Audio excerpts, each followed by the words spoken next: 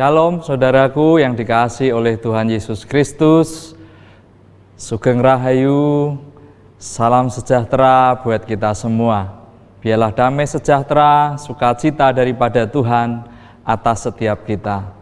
Saudaraku, pada kesempatan ini kita akan belajar firman Tuhan dari kitab Pengkhotbah pasal yang ke-7 ayat yang ke-4. Demikian firman Tuhan. Orang berhikmat senang berada di rumah duka, tetapi orang bodoh senang berada di rumah tempat bersukaria.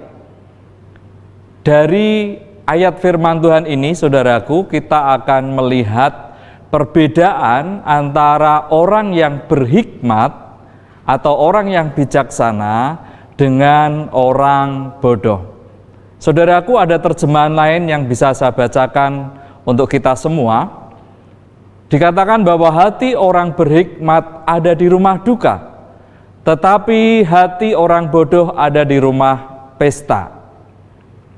Ya, dikatakan juga dalam terjemahan bahasa Indonesia sehari-hari, orang bodoh terus mengejar kesenangan, orang arif selalu memikirkan kematian.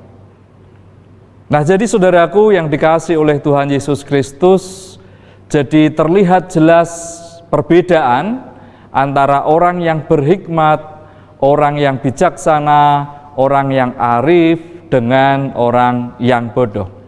Orang yang bodoh dikatakan dia ada di rumah pesta, atau dengan kata lain disebutkan bahwa tujuan hidupnya adalah untuk menyenangkan diri sendiri. Maksudnya dan kerinduannya, perasaannya adalah untuk menyenangkan diri sendiri. Namun berbeda dengan orang yang berhikmat atau orang yang bijaksana. Kalau kita lihat dari bahasa aslinya, saudaraku yang dikasihi oleh Tuhan Yesus Kristus, bahwa ini menyatakan keberadaan mereka bukan hanya secara fisik, tetapi juga perasaannya, pikirannya, kecenderungan batinnya, kecenderungan hatinya, perhatiannya, kemudian tujuan hidupnya, pertimbangannya, itu apakah ada dalam perkabungan atau rumah duka atau sebaliknya di rumah pesta.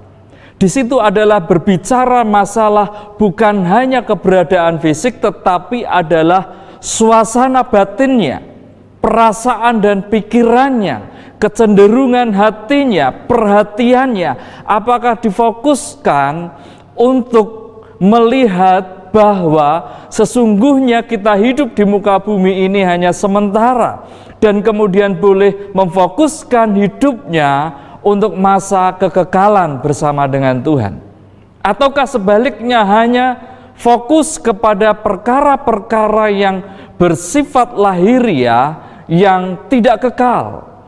Sehingga saudaraku yang dikasihi oleh Tuhan Yesus, terjadi satu perbedaan yang jelas dan nyata bagi orang yang berhikmat dan orang yang bodoh. Saudaraku yang dikasihi oleh Tuhan Yesus Kristus, bahwa doa saya, setiap kita dan kerinduan kita, biarlah kita menjadi orang-orang yang berhikmat.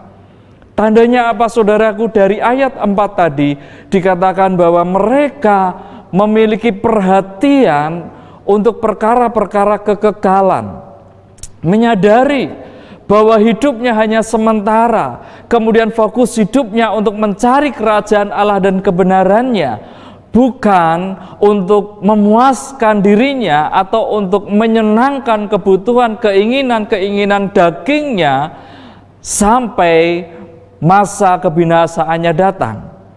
Nah, ini saudaraku yang dikasihi oleh Tuhan Yesus, dan itu didukung di dalam ayat yang kedua dalam Pengkhotbah pasal 7.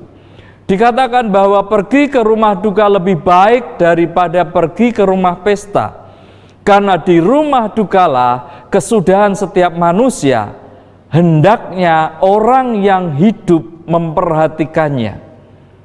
Dikatakan yang lain, dalam terjemahan dikatakan bahwa hidupnya menaruh perhatian di dalam perkara-perkara itu, bahwa kita, saudaraku yang dikasihi oleh Tuhan Yesus Kristus, untuk mengarahkan perhatian kita, tujuan hidup kita kepada Tuhan.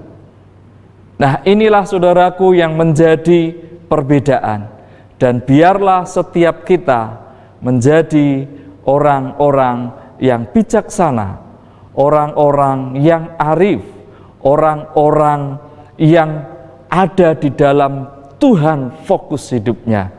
Dan biarlah hari-hari ini hidup kita terus fokus kepada Tuhan, bukan hanya mementingkan diri sendiri, tetapi kita bagaimana hidup untuk menjadi berkat dan dampak bagi orang lain, bahwa kita hidup untuk memberkati orang-orang di sekitar kita.